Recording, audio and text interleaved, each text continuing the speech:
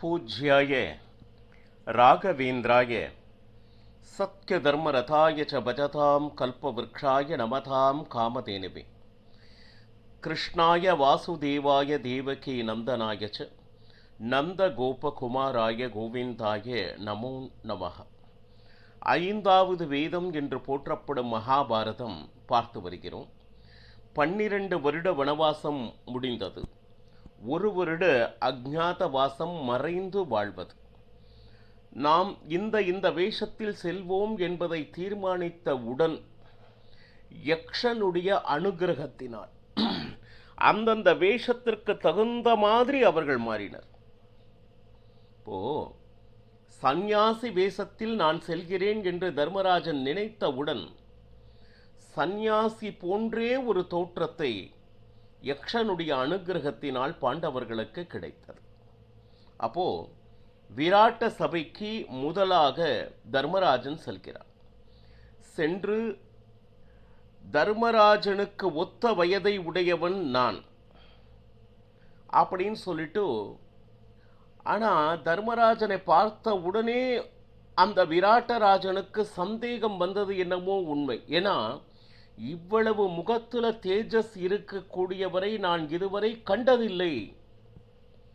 அவரை பார்த்த உடனே கை கூப்பி வணங்கி அவர்களுக்கு உரிய மரியாதையை கொடுத்து, அப்போ என்ன சொல்லுது என்னன்னு தெரியாது, சிலருடைய அந்த முக காந்தி நம்மை அறியாமல் அவர்களுக்கு மரியாதையை கொடுக்க செய்யும். அதுதான் தர்மத்தின் பலன்.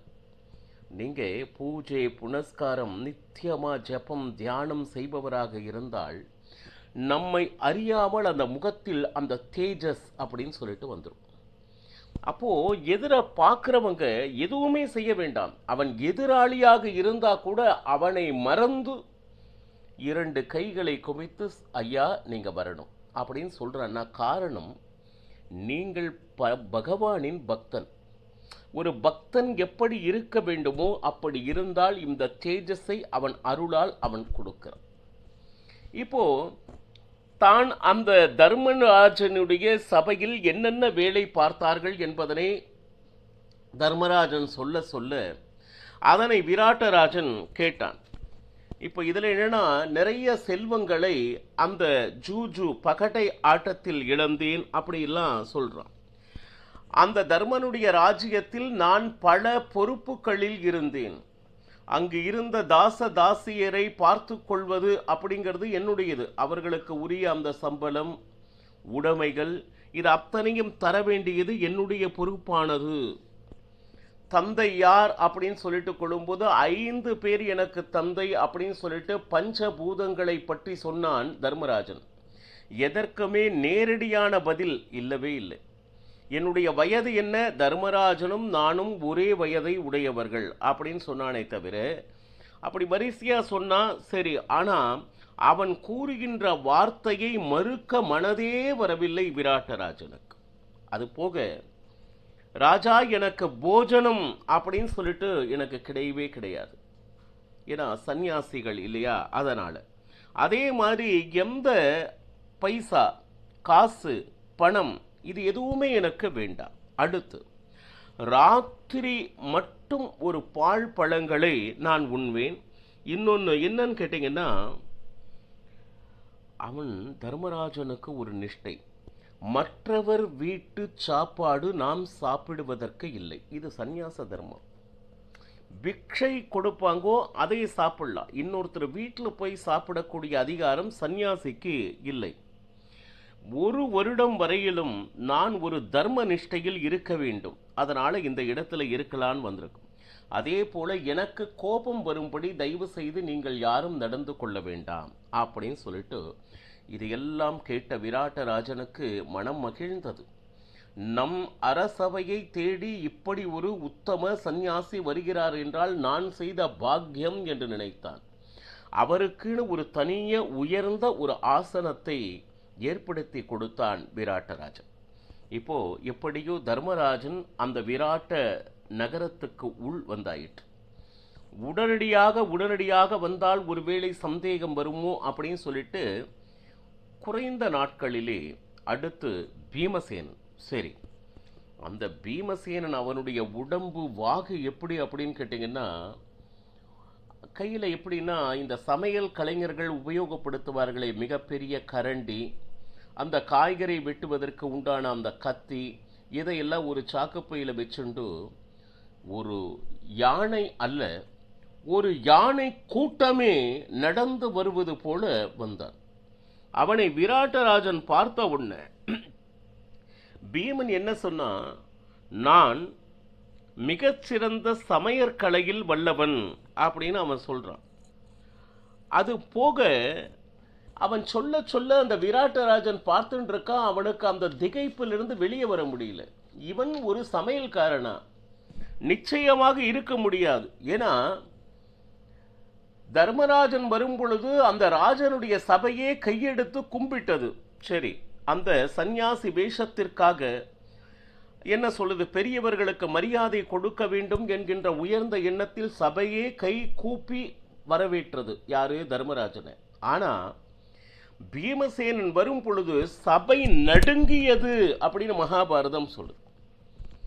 அதுல அந்த அவனுடைய ரூபம் எப்படின்னா, ஒரு ஆண் எப்படி இருக்கணுமோ, இந்த பூமண்டலத்தையே ஆள்பவன் எப்படி இருக்க வேண்டுமோ அப்படி இவன் இருக்கான்.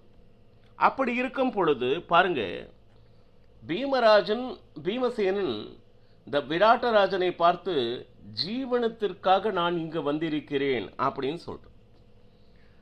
சூத்ர ஜாதியை சேர்ந்தவன் அப்படின்னு சொன்னான். நீ எப்படி சமையல்காரனாயா ஆனாய் அப்படின்னு கேட்ட கேள்விக்கு, குருகளின் உபதேசத்தினால் நான் இந்த வேலையை தேர்ந்தெடுத்து இருக்கிறேன் அப்படின்னு சொன்னான். குருகள் வேறு யாரும் இல்லை, தன்னுடைய அண்ணன் தர்மராஜன் அங்கேயே உட்கார்ந்துருக்கிறார்.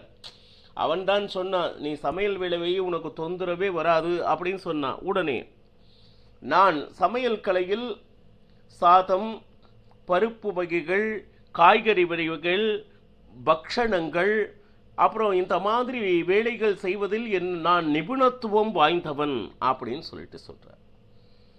அந்த சமையல் கலையில் பிரதான ஒரு வேலை இருக்கும் இல்லையா, அந்த சாலை இருக்கு இல்லையா, அந்த சமையல் சாலைக்கு அதிகாரியாக ஒரு தலைமை பொறுப்புள்ளவனாக நான் தர்மராஜனுடைய சபையிலே இருந்து அந்த பொறுப்பை வகித்தவன். இப்பொழுது நான் உன்னுடைய நாடை தேடி ஜீவனத்திற்காக நான் இங்கு வந்திருக்கிறேன்னு பீமசேனன் சொல்றான். அது மட்டுமல்ல, விராட்டராஜன் உற்று நோக்கி கொண்டே இருக்கா. உன்னை பார்த்தா நீ சமையல் வேலை கேட்டுக்கொண்டிருக்கிறாய், நீ குபேரனாக இருக்கிறாயே. தோற்றம், பீமசேனனுடைய தோற்றம் ஒரு குபேரன் எப்படி அந்த செல்வ வளம் மிக்கவன், வீரம் மிக்கவன் வந்தால் எப்படி இருக்குமோ அப்படி ஒரு தோற்றம் விராட்டராஜனுக்கு. ஒரு ராஜன் இல்லையா, என்னதான் வேஷம் போட்டாலும் அவன் உள் மனதில், அவன் சமையல்காரன் என்று வார்த்தையில் சொன்னாலும் அதற்கு ஒன்றிய தோற்றம் இருக்கிறதா என்கின்ற சந்தேகம் ஒரு மெல்ல எழுந்தது. ஆனால் இவர்கள் வார்த்தைகள் சொல்ல சொல்ல சொல்ல சொல்ல என்ன சொல்லுது, சரி ஒருவேளை அந்த தர்மராஜனுடைய சபையில் இருக்கிறான்னா நல்லவனாகத்தான் இருப்பான் என்கின்ற நம்பிக்கையும் விராட்டராஜனுக்கு வந்தது. ரைட். அது மட்டும் அல்ல, சிங்கம், புலி இந்த மாதிரி கொடிய மிருகங்களோடு நான் சண்டை போடுவேன். இந்த சண்டை போடி அந்த ராஜனுக்கு சந்தோஷத்தை ஏற்படுத்தி கொடுப்பேன். இந்த மன்னர்கள் குஸ்தி செய்வார்கள் இல்லையா, என்ன அப்படின்னு கேட்டிங்கன்னா, ராஜனுடைய ஓய்வு நேரங்களில் ஆனந்தமாக அந்த குஸ்தி அப்படிங்கிற ஒரு விளையாட்டு விளையாடுவதனால் அனைவரும் அதை பார்த்து குஷிப்படுவர்.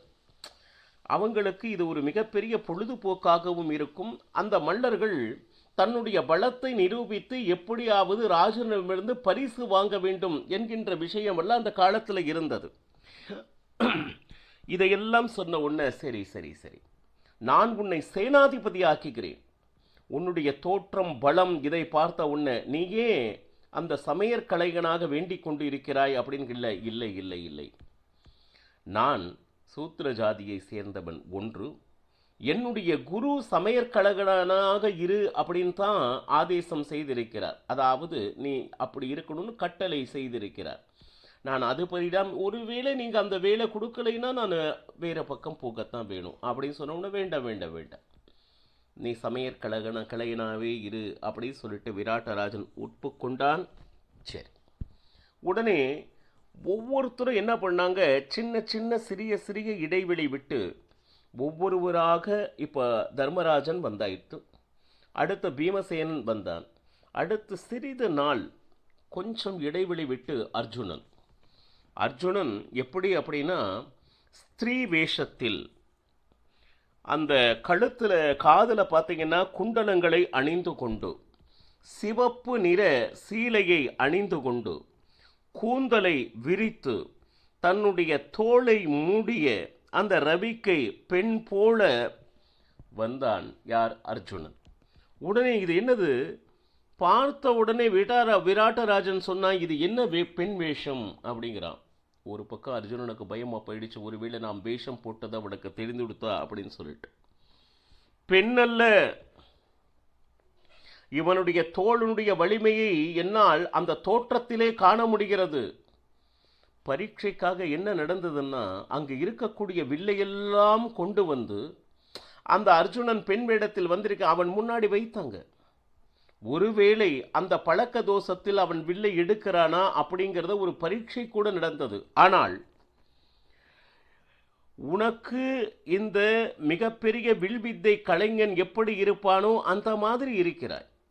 அந்த பீமசேனனுக்கு சொன்ன மாதிரியா, நீ என்னுடைய நாட்டுக்கு சேனாதிபதி ஆகும் அளவுக்கு உன்னுடைய தோற்றம் இருக்கிறது அப்படின்னு சொல்லிட்டு, 3 லோகத்தையும் வெல்பவன் எப்படி இருக்கிறானோ, எப்படி இருப்பானோ அப்படி இருக்கிறாய், ஆனால் பெண் வேடம் தரித்த மாதிரியே இருக்கிறதே அப்படின்னு என்ன சொல்றது விராட்டராஜன் கூற, ஐயா நான் பிருகன்னலை, நான் பெண்ணு. உங்களுடைய குழந்தைகளுக்கு அந்த புறத்தில் அந்த சிகை அலங்காரம் எப்படி செய்யணுமோ அற்புதமாக நான் பண்ணுறேன். அந்த காதிலே தொங்கக்கூடிய அந்த ஆபரணங்களை நானே கைப்பட செய்யும் திறமை என்னிடம் உண்டு. அழகழகாக நான் செய்து கொடுக்கிறேன். அது மட்டுமல்லாமல் மாலைகள் தொடுப்பதில் மிகப்பெரிய தேர்ச்சி பெற்றவன். அற்புதமான மாலைகளை தொடுத்து கொடுக்கிறேன். நீங்கள் அனுமதி கொடுத்தால் அவர்களை குளிப்பாட்டுவது வரை என்னுடைய வேலைதான். அது மட்டுமல்லாமல் அவர்களுக்கு வேண்டிய அந்த சங்கீதம் மற்றும் அந்த நாட்டியம், இந்த மாதிரி கலைகளை நான் சொல்லித் தருகிறேன்னு சொல்கிறேன். ஆனால் விராட்டராஜனுடைய ஆழ்மனதில் இவனை சேனாதிபதியாக்க வேண்டும் என்கின்ற எண்ணம் தோன்றியது.